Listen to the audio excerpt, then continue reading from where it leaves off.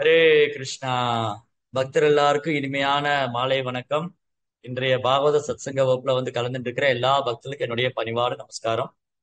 இன்னைக்கு ஸ்ரீமத் பாகவதம் 2ஆம் ஸ்கந்தத்துல 9வது அத்தியாயத்தோட தொடர்ச்சி 38வது பதம் இன்னைக்கு படிச்சோம். அது சுகதேவ் கோஸ்வாமி ரொம்ப அழகா ஒரு ஸ்லோகம் சொல்லியிருக்காரு. சம்பிரதிஷைவம் அஜனோ ஞானம் பரமேஸ்தினாம் பஷ்யதஸ்தஸ்ய தத்ரூபம் ஆத்மனோ யரணுநாத்ரிஹி. Sukadeva Goswami said to Maharaj Parikshit, the Supreme Person of Godhead, Hari, after being seen in his transcendental form, instructing instructing Brahmaji, the leader of all the living entities, and disappeared. அப்போ இங்க நம்ம ரெண்டு மூணு விஷயம் இங்க முக்கியமா படிக்க போறோம். ஒன்று பகவானுடைய ரூபத்தை பற்றி, பகவானுடைய ரூபத்தை பற்றியும் அவருக்கும் பிரம்மாவுக்குள்ள உறவு, பகவானுடைய ரூபம், அந்த ரூபம் எத்தகையது, அவருக்கும் பகவானுக்குள்ள உறவு எத்தகையது, இது மூலமா இன்னைக்கு நம்ம தெரிஞ்சுக்கிற பாடம் என்ன. இந்த அத்தியாயம் முழுவதுமே பாத்தீங்கன்னா மெயினா என்ன ஒரு விஷயம் அப்படின்னா, முக்கியமான விஷயம் குரு சீட பரம்பரையை பற்றிய ரகசியம். நம்ம கிருஷ்ணரை பற்றிய விஞ்ஞானம், பகவானை பற்றிய விஞ்ஞானத்தை நாம் அறிந்து கொள்ள வேண்டுமானால் கிருஷ்ணரை பற்றிய பூர்ணமான அறிவு நமக்கு எப்ப கிடைக்கும்னா பக்தி தொண்டு செய்யறதுனால தான் கிடைக்கும். பகவானுக்கு பக்தி தொண்டு ஆற்றும் போது மட்டும்தான் அந்த பக்தி தொண்டுல பகவான் திருப்தி அடைந்து அவரை பற்றிய பூர்ணமான அறிவு நமக்கு தர. வாசுதேவே பகவதே பக்தியோக பிரயோஜிதக ஜனயதி ஆசு வைராக்கியம் ஞானஞ்சத்தகை துகம். பகவானுக்கு பக்தி தொண்டு ஆற்றுவதால் என்ன கிடைக்கும்? நிறைய பேர் கேட்பாங்க இல்லையா, எனக்கு பக்தி தொண்டு, எனக்கு கிருஷ்ண பக்தி வந்தா எனக்கு என்ன கிடைக்கும், கிருஷ்ணர் கோயிலுக்கு வந்தா எனக்கு என்ன கிடைக்கும்? ரெண்டு விஷயம் கிடைக்கும், அது கன்ஃபார்ம். யார் ஒருத்தர் தொடர்ந்து பக்தர் சங்கத்துல பகவானுக்கு பக்தி தொண்டு ஆற்றுகிறார்களோ அவங்களுக்கு ஜனதி ஆசு வைராக்கியம் ஞானம், கிருஷ்ண உணர்வுல முன்னேற்றம் அடையணுங்கிற வைராக்கியமும் பகவானை பற்றி ஞானமும் தானா வெளிப்படும் பக்தி தொண்டு செய்யறவங்களுக்கு. அதனால இந்த குரு சீட பரம்பரை அது கிருஷ்ணர்கிட்ட இருந்தே ஆரம்பிக்குது. கிருஷ்ணான்றது முதல் முதல் வேத ஞானத்தை பிரம்மா பெற்றுக்கொள்கிறார். பிரம்மாவுக்கு எப்படி அந்த வேத ஞானம் கிடைச்சது, அவருடைய தகுதி என்ன? பிரம்மா பக்தி தொண்டு செஞ்சு பகவானை திருப்திப்படுத்தினார். இதுக்கு முன்னாடி ஸ்லோகத்துல நீங்க பாத்தீங்கன்னா அதுல ரொம்ப அழகா வர்ணிச்சிருக்கு.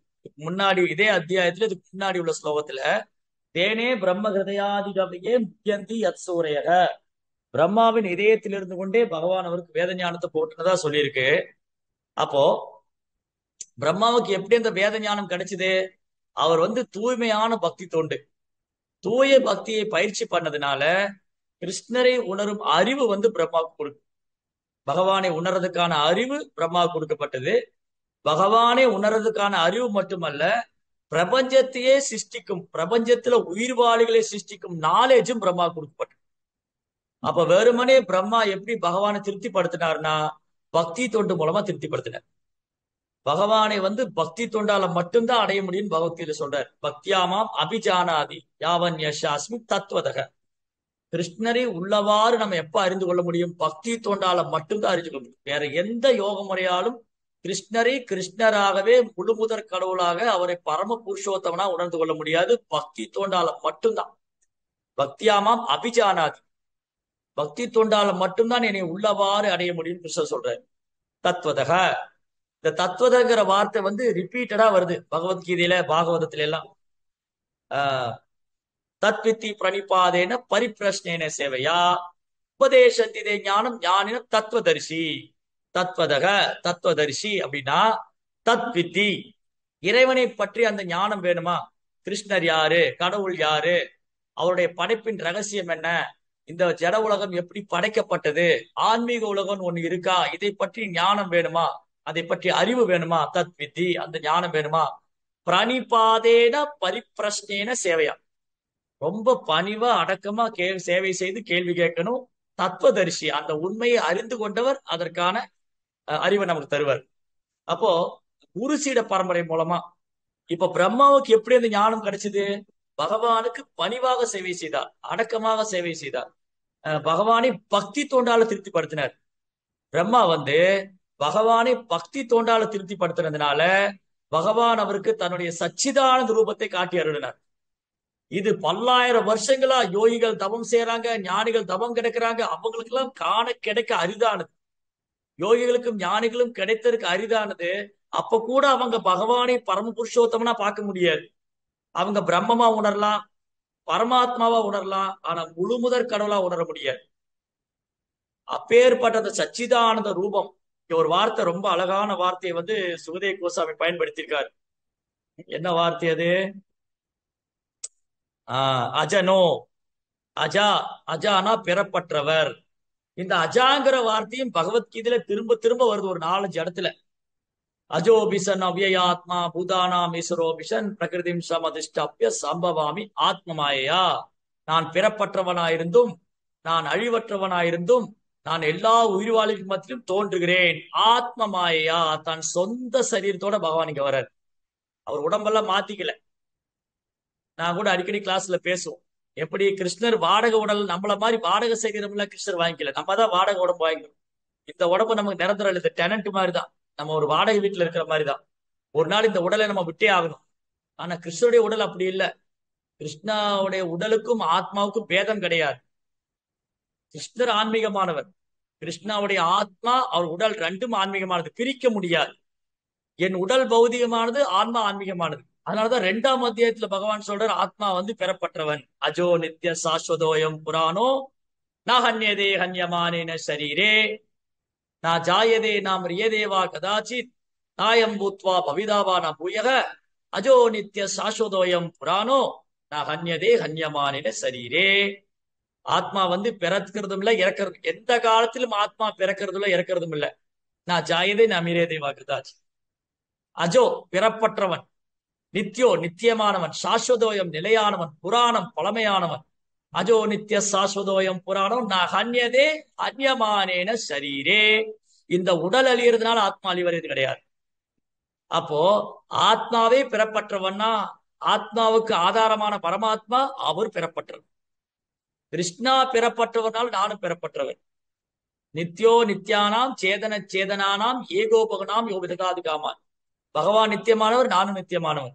பகவான் ஆன்மீகமானவர், நானும் ஆன்மீகமானவர். அதுல அவர் ஒருவர் நம்ம எல்லாரையும் பராமரிக்கிறார். எகால ஈஸ்வர கிருஷ்ணா ஆரா சபா பித்யா. ஒரு ஈஸ்வரன், எகால ஈஸ்வர கிருஷ்ணா, அவர்தான் பரமேஸ்வரன். மற்ற எல்லாரும் அவருடைய சேவகர்கள் தான். அப்போ ஆத்மாவும் பெறப்பட்டதுதான்.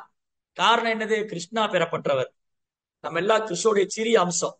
நாம் கிருஷ்ணனுடைய சிறிய அம்சமா இருக்கிறதுனால கிருஷ்ணரும் பெறப்பட்டவர். ஆத்மாவாகிய கிருஷ்ணனுடைய சிறிய அம்சமான, பகவானுடைய சிறிய அம்சமான ஆத்மா நாமளும் பெறப்பட்டவங்க. Sukhdev Goswami said to Maharaj Parishit, the supreme personality of God in Hari, after being seen in his transcendental form, அவர் தன் தெய்வீக ரூபத்தை காட்டி அருள்றார் பிரம்மா. சாதாரண ரூபத்தை காமிக்கல. பிரம்மா பார்த்தது பிரம்மத்தையோ பரமாத்மாவையோ அல்ல, அவர் பகவானுடைய சச்சிதானந்த ரூபத்தை, தெய்வீகமான ரூபத்தை. இத பக்தர்களால மட்டும்தான், தூய பக்தர்களால மட்டும்தான் பகவானுடைய சச்சிதானந்த ரூபத்தை பார்க்க. பகவானுடைய சச்சிதானந்த ரூபத்தை யோகிகள், ஞானிகள், தேவர்கள் கூட பார்க்க முடியாது. அதுதான் அர்ஜுனன் சொல்றாரு கிருஷ்ணா. பாருங்க, நிறைய உதாரணம் இருக்கு, பகவத்கீதையிலே எடுத்துக்கலாம். அர்ஜுனன் கிருஷ்ணர் என்ன சொல்றாரு? அர்ஜுனா, உன் முன்னாடி நிக்கிறனே இந்த ரூபம், ஷாமசுந்தர ரூபம், இது அவ்வளவு எளிதானதல்ல. சுதுர்தர்ஷம் இதம் ரூபம் திருஷ்டவானசி என்மம தேவா அப்பியஸ்ய ரூபஸ்ய நித்தியம் தர்சன காங்ஷி.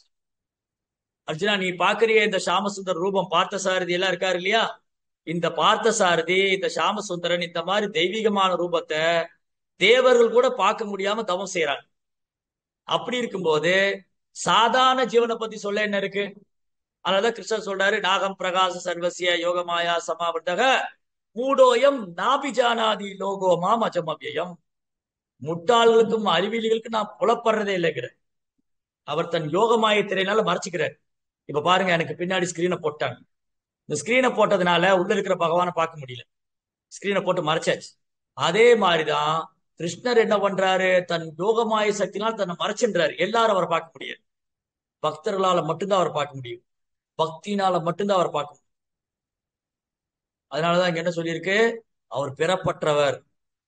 அந்த பெறப்பட்டவருடைய சச்சிதானந்த ரூபத்தை பிரம்மா நேருக்கு நேர் பார்க்கிறாரு. பிரம்மா நேருக்கு நேர் பார்க்கிறாரு, பகவான்கிட்ட கை குலுக்கிறாரு. பிரம்மாவுக்கு பகவான் தரிசனம் கொடுத்தது மட்டும் இல்ல, உபதேசமும் செய்யறாரு. எப்படி இந்த ஜட உலகத்தை சிருஷ்டிக்கணும்னு உபதேசம் பண்றாரு. the leader of the living entities.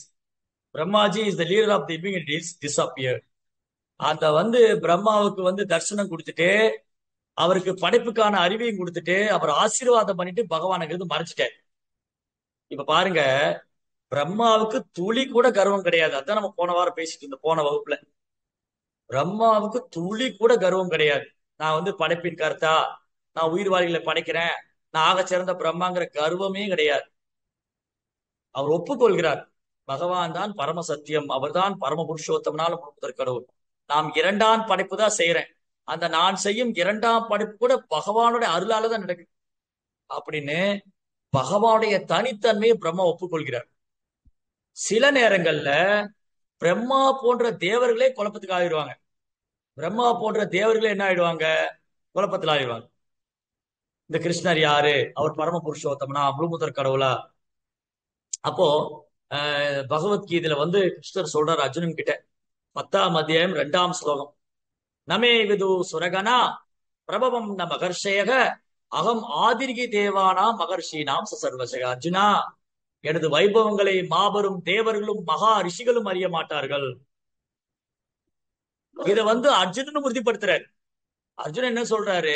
14ஆம் ஸ்லோகத்துல, 10ஆம் அத்தியாயம் 14ஆம் ஸ்லோகம், சர்வவேத கிருதம் மன்யே என்பா மசதி கேசவா நகி தே பகவன் பிக்தும் நா பிதுர் தேவன தானவா. கிருஷ்ணா, உங்களது வைபவங்களை மாபெரும் தேவர்களும் தானவர்களும் தைத்தியர்களும் அறிய மாட்டார்கள். அவ்வளவு ஈஸி இல்ல கிருஷ்ணரை எல்லாம் புரிஞ்சுக்கிறது. மாபெரும் தேவர்களே அறிய மாட்டார்னா மானிடர்களை மாத்திரம். மாபெரும் தேவர்களே அறிய மாட்டார்கள் போது மானிடர்கள் ஏமாத்திரம். அப்புறம் மடையர்களை பத்தி என்ன சொல்றது? கடவுள் கிடையாது, அவருக்கு ரூபம் கிடையாது, மடையர்களை பத்தி என்ன சொல்றது? மானிடர்களே அறிய முடியாது. அப்ப மானிடர்கள் மடையர்கள் இருக்காங்க, அவங்க எப்படி அறிவாங்க? அவங்களால அறியவே முடியாது, வாய்ப்பே இல்லை. சோ இது வந்து பிராக்டிக்கலா நடந்திருக்கு.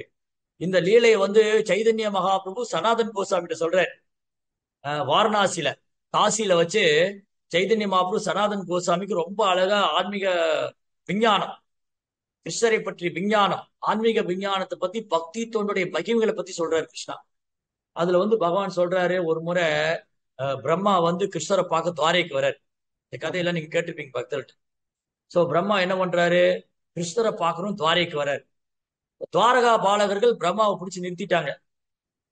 இருங்க சுவாமி, என்ன வேணும் உங்களுக்கு? நான் வந்து வாசுதேவனை பார்க்கணும். அப்படியா, கொஞ்சம் வெயிட் பண்ணுங்க, நாங்க பகவான்கிட்ட போய் சொல்றோம். பிரம்மாவை அங்கேயே நிறுத்திட்டாங்க. இந்த வாயில் காவலர்கள், துவாரகா பாலகர்கள் பிரம்மாவை வந்து அரண்மனைக்கு முன்னாடி நிறுத்திட்டு அவங்க அரண்மனைக்குள்ள வந்து கிருஷ்ணர்ட்ட சொல்றாங்க, ராஜாதி ராஜ ராஜ மார்த்தாண்ட ராஜ கம்பீர வாசுதேவ் கிருஷ்ண பகவானுக்கு ஜெயஹோ பெப்பரே பெப்பரே. அந்த மாதிரி பகவானுக்கு புகழெல்லாம் பாடிட்டு நமஸ்காரம் பண்றாங்க. பகவான் கேட்கிறார், துவாரகா பாலகர்களே, என்ன செய்தி கொண்டு வந்திருக்கிறீங்க? ஓ பிரபு, உங்களை பார்க்க பிரம்மா வந்திருக்கிறாரு. ஓ அப்படியா, எந்த பிரம்மா வந்திருக்கிறாரு? அஜிஜோ, அதை கேட்க மறந்துட்டமே. திரும்ப ஓடி வந்தாங்க பிரம்மா கிட்ட. ஓ பிரம்மாஜி, உங்களை பகவான் எந்த பிரம்மான்னு கேட்கிறாரு. எந்த பிரம்மான்னு கேட்டாரா? நான் ஒரு பிரம்மா தானே இருக்கிறேன். அதெல்லாம் எங்களுக்கு தெரியாது, உங்களை எந்த பிரம்மான்னு கேட்ட, நீங்க எந்த பிரம்மான்னு சொல்லுங்க. இப்ப இவருக்கே குழப்பமாயிருச்சு, நான் எந்த பிரம்மான்னு சொல்றது? சரி, இப்படி போய் சொல்லுங்க, சதுர்முக பிரம்மா, 4 சிரசு உள்ள பிரம்மா, சதுர்தலை சதுர்முகம் உள்ள பிரம்மா வந்திருக்கிறேன், சனத்குமாருடைய அப்பான்னு போய் சொல்லுங்க. 4 குமாரர்களின் தந்தையும் சதுர்முக பிரம்மாவும் வந்திருக்கேன்னு போய் சொல்லுங்க. துவாரகா பாலர்கள் ஓடி வந்து சொன்னாங்க, ஓ பிரபு, உங்களை காண சனத்குமாரின் தந்தை, 4 குமாருடைய தந்தை சதுர்முக பிரம்மா வந்திருக்கிறார். ஓகே ஓகே, அவர் வர சொல்லுங்க. Come on, okay ready, I want to give Darshan. நான் அவருக்கு தர்ஷனம் கொடுக்கணும், வர சொல்லுங்க. இந்த பிரம்மா வேற ஏதோ வேலையா வந்தாரு. பிரம்மா வந்து பகவான்கிட்ட வேற ஏதோ வேலையா வந்தாரு. இப்ப அவருக்கு குழப்பமாயி போச்சு, என்னடா அது கிருஷ்ணர் இப்படி கேட்டு போட்டாரு. அப்புறம் பகவானுக்கு நமஸ்காரம் பண்ணிட்டு பிரம்மா கேட்கிறாரு, ஓ பிரபு, நான் உங்களை பார்க்க வந்தேன். நீங்க வந்து துவாரகா பாலர்கிட்ட சொல்லி விட்டீங்களா எந்த பிரம்மா வந்திருக்காரு? நான் ஒரு பிரம்மா தான் இருக்கிறேன். என்ன நிறைய பிரம்மா இருக்கிற மாதிரி, எந்த பிரம்மான்னு கேட்டீங்களா? எனக்கு ஒன்றும் புரியல, குழப்பமா இருக்கு. அப்ப பகவான் சிரிச்சுக்கிட்டே என்ன பண்றாரு, இல்ல பிரம்மா, நீ ஒரு பிரம்மா இல்ல, இந்த மாதிரி ஆயிரக்கணக்கான பிரம்மாக்கள் இருக்காங்க, பாக்குறீங்களா அப்படின்னு சொல்லிட்டு பகவான் என்ன பண்றாரு, மற்ற பிரம்மாக்கள் எல்லாம் அழைக்கின்றார். அப்ப அந்த அரண்மனைக்குள்ள 4 தல பிரம்மா நிக்கிறாரு இல்லையா, அவர் பாக்குறாரு, ஒரு தலை உள்ள பிரம்மா, 8 தலை உள்ள பிரம்மா, 10 தலை உள்ள பிரம்மா, 100 தலை உள்ள பிரம்மா எல்லாம் வந்து நிக்கிறாங்க. எண்ணற்ற ருத்ரர்கள், மகாதேவன், எண்ணற்ற மகாதேவர், ருத்ரர்கள், பிரம்மதேவர்கள்லாம் வந்து பகவானை துதித்து பாராட்டி அவர் புகழ் பாடி நமஸ்கரிச்சு, ஓ பிரபு, எனக்கு என்ன சேவை, என்னுடைய கட்டளை என்ன, தாங்கள் அளித்ததுக்கான நோக்கம் என்ன, எனக்கு என்ன சேவை, கட்டளையிடுங்கள், அதை சிறமேற்கொண்டு செய்கிறோம் என்று எல்லா பிரம்மதேவர்களும் ருத்ரர்களும் பகவான்கிட்ட பிரார்த்திக்கிறாங்க. இத வந்து இந்த பிரம்மா, சதுர்முக பிரம்மா இதெல்லாம் பாக்குறாரு. அவங்க ஒருத்தர் அவங்கள பார்க்கல. அவங்க எல்லாம் கிருஷ்ணரோட தனிமையில இருக்கிற மாதிரி நினைச்சுக்கிட்டு இருக்காங்க. இந்த சதுர்முக பிரம்மா இவங்க எல்லா பிரம்மாக்களையும் ருத்ரர்களையும் பாக்குறாங்க. அதனால இந்த பிரம்மாண்டத்துல எண்ணற்ற பிரம்மாண்டங்கள் இருக்கு. அந்த எண்ணற்ற பிரம்மாண்டத்துல 17 14 லோகம் பிரம்மதேவர் வந்து அதுக்கு உயிர்வாளிகள் உற்பத்தி பண்றாரு. ஒரு பிரம்மா இல்ல, நூத்துக்கணக்கான ஆயிரக்கணக்கான பிரம்மாக்கள் இருக்காங்க. அந்த பதவி, பிரம்மா என்ற பதவிக்கு ஒரு தகுந்த ஜீவாத்மா வரும்பொழுது அவர் அந்த பதவியில உட்கார வச்சிரு. அது மாதிரி ஆயிரக்கணக்கான பிரம்மாக்கள். அதனால பகவானுடைய செயல், பகவானுடைய செயல் வந்து அஹ் அச்சிந்திய சக்தி, கிருஷ்ணனுடைய எல்லையற்ற சக்தி கொண்டது. அவருடைய செயல்கள் தான் திவ்யமானது. அது வந்து பிரம்மா சிவன் போன்ற தேவர்களே கன்ஃபியூஷன் ஆயிடுவாங்கன்னா அப்ப நம்மளை பத்தி சொல்ல என்ன இருக்கு? பிரம்மா சிவன் போன்ற தேவர்களே குழப்பத்தில் ஆயிடுறாங்க சில நேரத்துல. இப்பதான் பிரம்மாவுக்கு புரிஞ்சுது, இது வந்து நான் ஒரு பிரம்மா தான் இருக்கேன்னு நினைச்சிட்டு இருக்கேன், இவ்வளவு பிரம்மாக்கள் இருக்காங்க. ஆயிரக்கணக்கான பிரம்மாக்கள் அவர் பார்த்தார். அதனால கிருஷ்ணரை நாம புரிந்து கொள்ள வேண்டுமானால், பகவானை நாம் உணர வேண்டுமானால் அது அவருடைய கருணையே தான் இருக்கு. அவருடைய கருணையே தான் சார்ந்து. ஒண்ணு பகவானுடைய கருணை இருக்கணும், அல்லது அவருடைய தூய பக்தர், அங்கீகரிக்கப்பட்ட அதிகாரப்பூர்வமான ஆச்சாரிய சம்பிரதாயத்திலிருந்து வரக்கூடிய ஒரு தூய பக்தர். அந்த தூய பக்தருடைய கருணையால தான், ஆச்சாரியனுடைய கருணையால மட்டும்தான் பகவானை உணர முடியும். அப்புறம் பகவானுடைய கருணை இருந்தா உணர முடியும். பகவானுடைய கருணை இல்லாம, ஆச்சாரியனுடைய கருணை இல்லாம பகவானை உணர முடியாது. முழுக்க முழுக்க அதே தான் சார்ந்து இருக்கு. அதனால இங்க பொருளூரில் பிரபுபாத் மீண்டும் அழகா சொல்றாரு. என்ன சொல்றாரு? இந்த யோகிகள் ஞானிகள்லாம் வந்து பகவானை வந்து ஒரு பிரம்மமாவோ, அவர் உருவமற்றவராவோ, அவர் ஒரு பரமாத்மாவோ நினைக்கிறாங்க. அது எல்லாம் முழுமையானது இல்ல. ஆனா அவருடைய தெய்வீகமான சச்சிதானந்த ரூபம் தான் உன்னதமானது. அது பாருங்க, இந்த சைதன்ய சரிதாமிரதத்துல இன்னொரு அழகான ஒரு லீலை.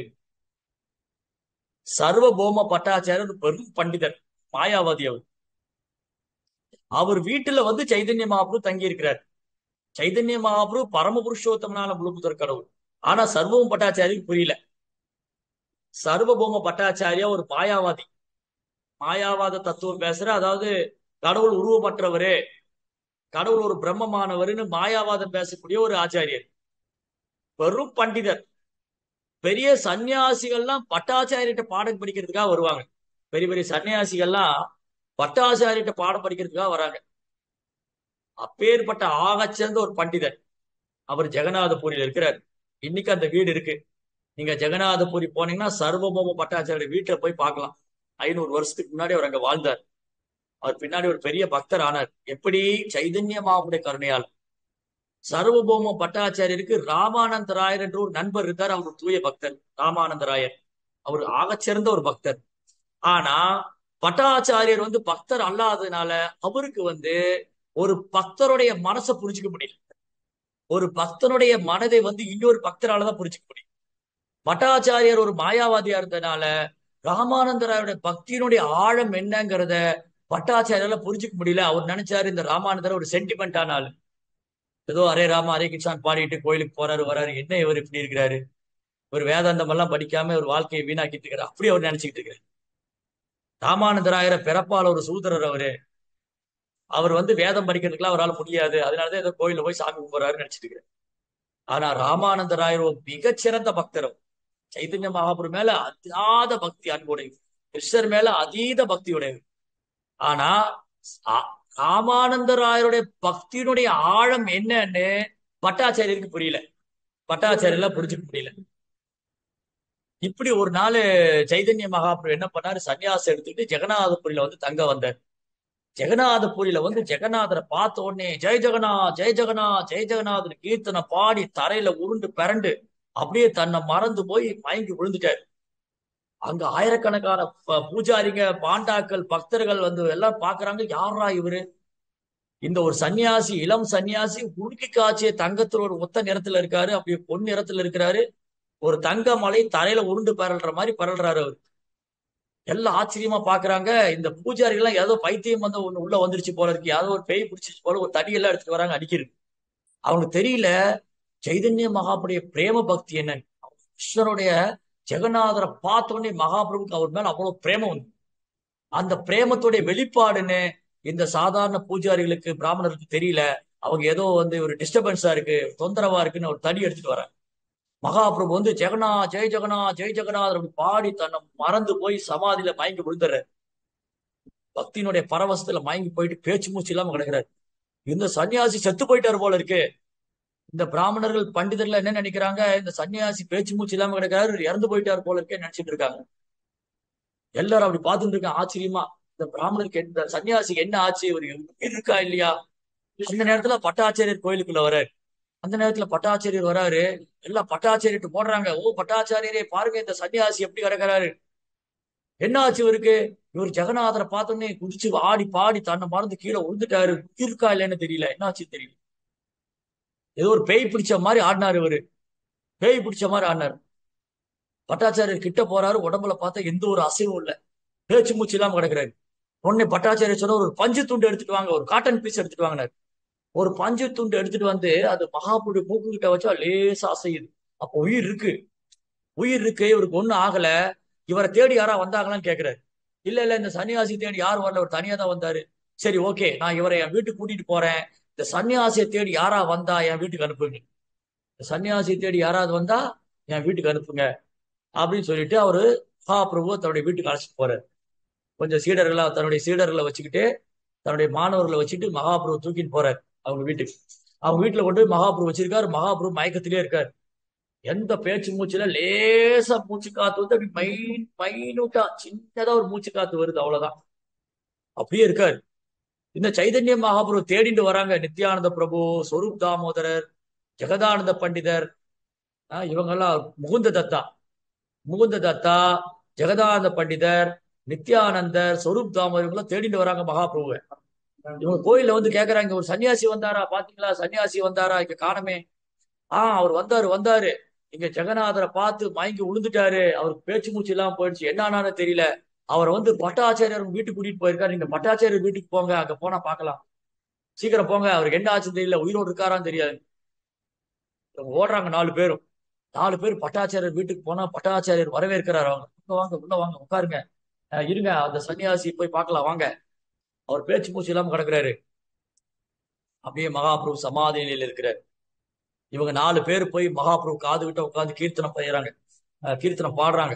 ஹரே கிருஷ்ணா கிருஷ்ண கிருஷ்ணா ஹரே ஹரே, ஹரே ராமா ராம ராமா ஹரே ஹரே. அப்படியே மெல்ல மெல்ல மெல்ல அப்படியே மூச்சு காத்து அப்படியே மகாபிரபு கண்ணை திறக்கிறாரு.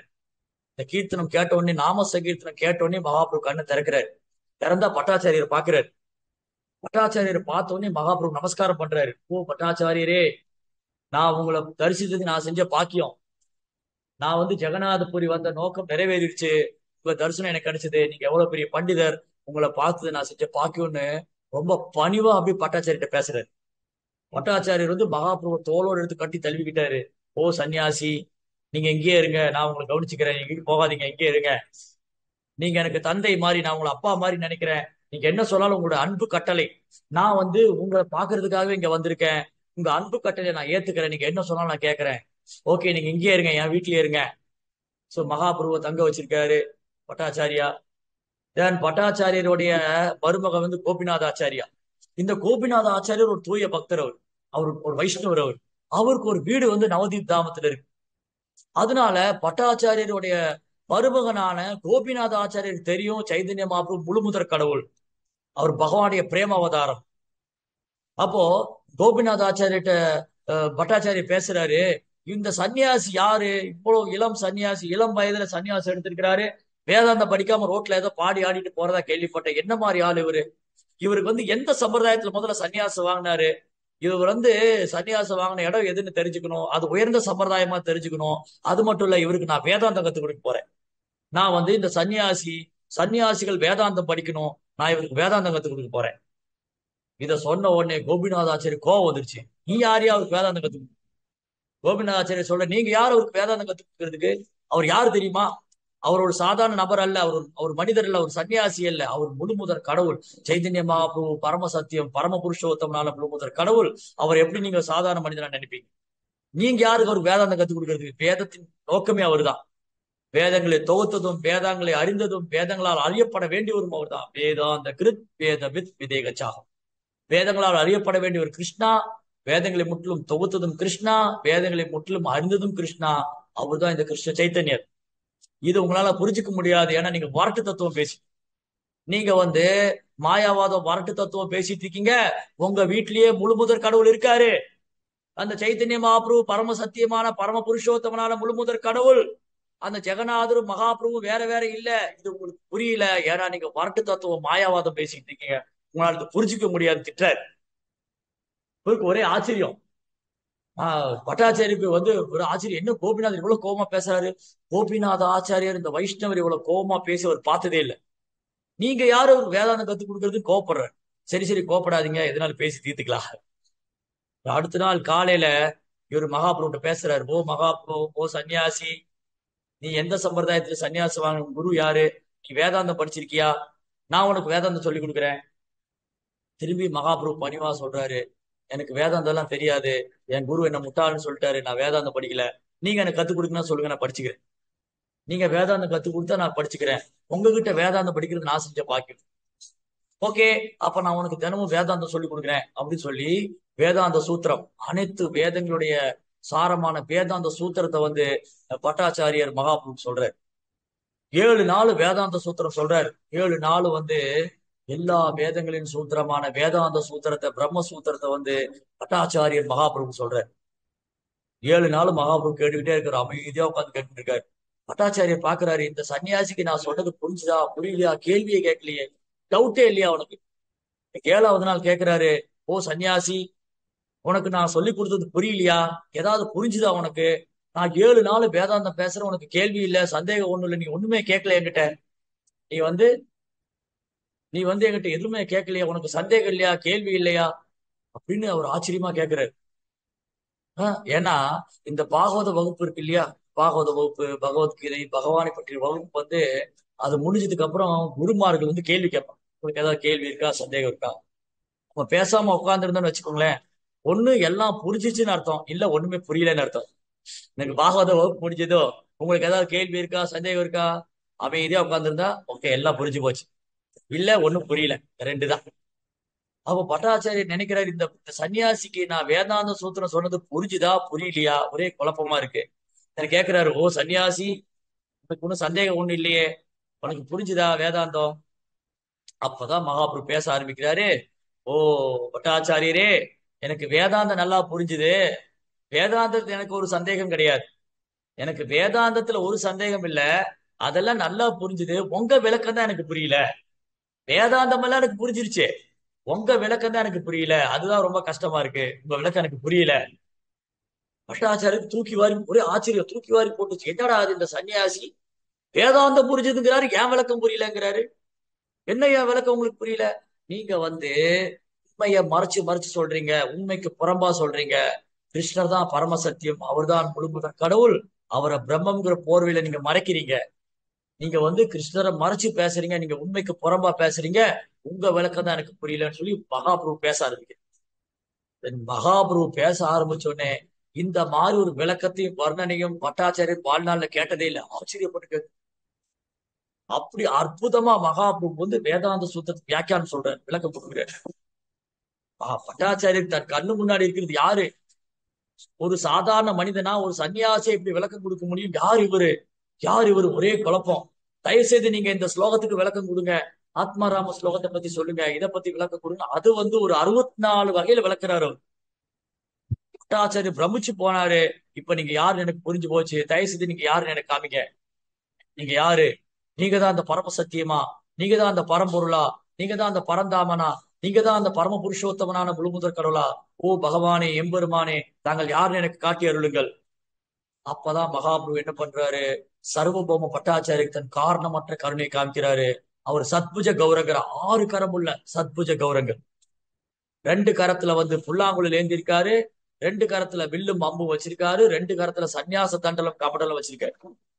யாரு ராமச்சந்திர பிரபு அவதரிச்சாரோ, யாரு கிருஷ்ணர் அவதரிச்சாரோ, அந்த ராமச்சந்திரர், அந்த கிருஷ்ணச்சந்திரா, எந்த ராமச்சந்திரர் திரேதாயுகத்துல யாரு ராமச்சந்திரரா வந்தாரோ, துவாபர யுகத்துல யாரு கிருஷ்ணச்சந்திரனா வந்தாரோ, அவர் கலியுகத்துல கௌரச்சந்திரனா, கௌரக மகா, அவர் ஆறு கரமுள்ள சத்விஜ ரூபம். இன்னைக்கு நீங்க அந்த போனீங்கன்னா ஜெகநாத பூரியில சர்வபௌம பட்டாச்சாரிய வீட்டுக்கு போனா அங்க ஆறு கரமுள்ள சைத்தன்ய மகாபுரு தரிசனம் பண்ணலாம். சத்புஜ கௌரக் சர்வம் பட்டாச்சாரிக்கு நேரடியா தரிசனம் கொடுத்தாரு மகாபுரு. தன் காரணமற்ற கருணை, தன் மகாபிரபுடைய கருணையாலதான் பட்டாச்சாரியருக்கு மகாபிரபு பரம புருஷோத்தமனால முழுமுத கடவுள். சாஷ்டாங்கமா நமஸ்காரம் பண்ணி அந்த வயதான முதியவர், 80 வயதுக்கு மேல ஆச்சு முதியவர் வந்து மகாபிரபுக்கு சாஷ்டாங்கமா நமஸ்காரம் பண்ணி அவர் புகழ் பாடுறார். மகாபிரபு புகழ்ந்து பிரார்த்தனை செய்யறாரு. மகாபிரபு சொல்றார், பட்டாச்சாரியரே, இந்த இந்த இந்த அவதாரம் மிக ரகசியமானது. நான் வந்து உங்க மேல உள்ள அன்பு நாளின் தரிசனம் உங்களுக்கு காமிச்சிருக்கேன். இது ரொம்ப ரகசியமானது. அப்போ கிருஷ்ணரை வந்து முழுமுதற் கடவுள், சைதன்ய மகாபிரபு வந்து பரமசத்தியமான முழுமுதற் கடவுள் நம்ம தெரிஞ்சுக்கணும்னா ஒண்ணு பகவானுடைய கருணை இருக்கணும், அல்லது பகவானுடைய தூய பக்தருடைய கருணை. இப்ப புரிஞ்சுக்கிட்டாரு பட்டாச்சாரியர். அப்பதான் அவருக்கு புரியுது ராமானந்தராயருடைய பக்தி என்னன்னு. ராமானந்தராயர் வந்து பகவான் மேல எவ்வளவு அன்பு வச்சிருக்காரு, எவ்வளவு பக்தி வச்சிருக்காரு. அவர் ஒரு சென்டிமெண்ட் ஆனவர், உணர்ச்சி வசப்பட்டவர் நினைச்சிட்டேன் அப்படின்னு வருத்தப்படுறாரு. தன் கோபிநாத ஆச்சாரியிட்ட போய் சொல்றாரு, கோபிநாதா, நீ சொன்னது 100% உண்மை, எனக்கு புரிஞ்சிருச்சு அவர் யாருன்னு. தன் இப்போ கோபிநாத ஆச்சாரியர் சொல்றாரு, பாருங்க, இதுதான் மகாபுருடைய கருணை. பகவானுடைய கருணை இருந்தா மட்டும்தான் நீங்க அவரை முழுமுதற் கடவுளா உணர முடியும். இப்ப மகாபிரபு தன் காரணமற்ற கருணையை கொடுத்திருக்காரு. அந்த கருணையாலதான் நீங்க வந்து அவரை முழுமுதற் கடவுளா உணர முடிச்சுது. இல்லைன்னா அவருடைய நாம ரூப குணாதிசயங்களை உங்க வரட்டு தத்துவத்தினாலேயோ மாயாவாதத்தினாலேயோ உணர முடியாது. பகவானுடைய நாம ரூப குணாதிசயங்களை மனக்கற்பனையாலேயோ அல்லது பௌதிக கல்வியினாலேயோ அல்லது பௌதிக அறிவை வைத்துக் கொண்டோ இல்லது கற்பனை செய்தோ இல்ல வேதங்களை விசாரணை செய்தோ உணரக்கூடியதல்ல. அது முழுக்க முழுக்க அவருடைய கருணையே சார். கிருஷ்ணருடைய கருணை. குரு கிருஷ்ண பிரசாதே பாய் பக்தி லதா பீஜா. குருவுடைய கருணையால, கிருஷ்ணருடைய கருணையால பக்திங்கிற விதங்கள். அப்பதான் பட்டாச்சாரியர் போய் மகாபிரபு பிரார்த்தனை செய்யறாரு. மகாபிரபு, நீங்க தென்னிந்தியா யாத்திரை போறதா கேள்விப்பட்டேன். அங்க வந்து ராமானந்தராயர்னு ஒரு பக்தர் இருக்காரு. அவர் சூதர்னு விலக்கிடாதீங்க. அவர் பிறப்பால் சூதர்ன் அல்ல, அவர் முதல் தரமான பக்தர். மகாபிரபுடைய கருணை கிடைச்சதுக்கு அப்புறம் தான் ராமானந்தராயர் யாருன்னுங்கிறது பட்டாச்சாரி புரிய வந்தது. அவர் முதல் தரமான வைஷ்ணவர். நீங்க பார்க்கறதுக்கும் பேசுறதுக்கும் பழகிறதுக்கும் தகுதி வாய்ந்த ஒரு பக்தர் அவரு. மகாபிரபு அவர் விலக்கிடாதீங்க. தயவு செய்து உங்க தென்னிந்திய யாத்திரையின் போது நீங்க பட்டாச்சாரியர் சொல்றாரு, நீங்க தென்னிந்திய யாத்திரையின் போது ராமானந்தராயரை சந்திக்கணும், அவர்கிட்ட பேசணும். மகாபிரபு சிரிச்சுட்டே, அப்படியே ஆகட்டும், நான் அவரை சந்திக்கிறேன். அப்ப பாருங்க, வைஷ்ணவருடைய கருணை இருந்தாதான் மகாபிரபு யாருன்னு தெரியும்.